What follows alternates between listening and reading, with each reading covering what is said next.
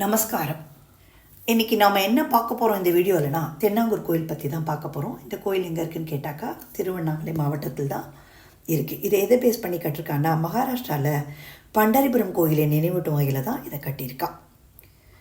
இந்த திருத்தலம் எப்படி கட்டியிருக்கான்னா, ஸ்ரீ ஞானானந்தகிரி சுவாமிகள் மற்றும் ஸ்ரீ ஹரிதாஸ் சுவாமிகள் ஆகியோரின் ஆன்மீக பணியால் தான் இந்த கோயிலை கட்டியிருக்கா. இங்கே ரொம்ப விசேஷமான பஜனைகள், நாம சங்கீர்த்தனம், சிறப்பு பூஜைகள் எல்லாமே இங்கே டெய்லி ரொம்ப அழகாக நடக்கிறது. கிருஷ்ண ஜெயந்தி, வைகுண்ட ஏகாதசி, ராம நவமி போன்ற திருவிழாக்களும் மிகவும் சிறப்பாக இங்கே கொண்டாடப்படுகிறது. இந்த விழாக்களில் தமிழகம் மட்டுமல்லாமல் இந்தியாவின் பல்வேறு பகுதிகளிலிருந்தும் பக்தர்கள் கலந்துக்கிறாங்க. இந்த கோயிலின் மற்றொரு சிறப்பு என்னன்னு கேட்டால், இங்கே நிலவும் அமைதியான சூழல், ரொம்ப வண்ணமயமான கோபுரம், இதெல்லாம் ரொம்ப மனசுக்கு கவரும் வகையில் இருந்திருக்கு. இந்த கோயிலுக்கு போனால் ஏண்டா வெளில வரும் தான் இருக்கும். இங்கேயே தியானம் பண்ணிட்டு அமைதியாக இருக்கலாமா அப்படின்னு தான் எல்லாருக்குமே தோணும். ஏன்னா பகவானை தியானிக்கிறதுக்கு நிச்சயம் அமைதியான சூழல் தான் வேணும் இல்லையா?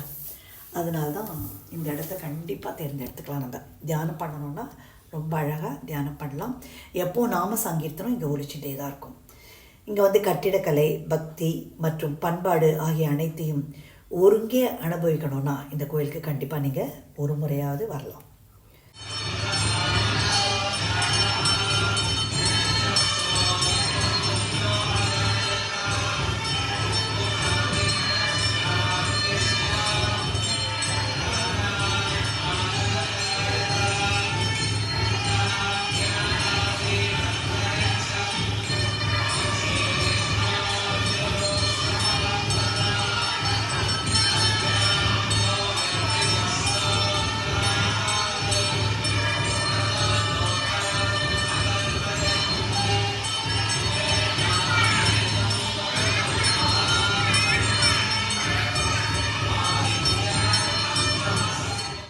சுவாரஸ்யமான நிகழ்ச்சியோட அடுத்த வீடியோவில் சந்திக்கலாம்.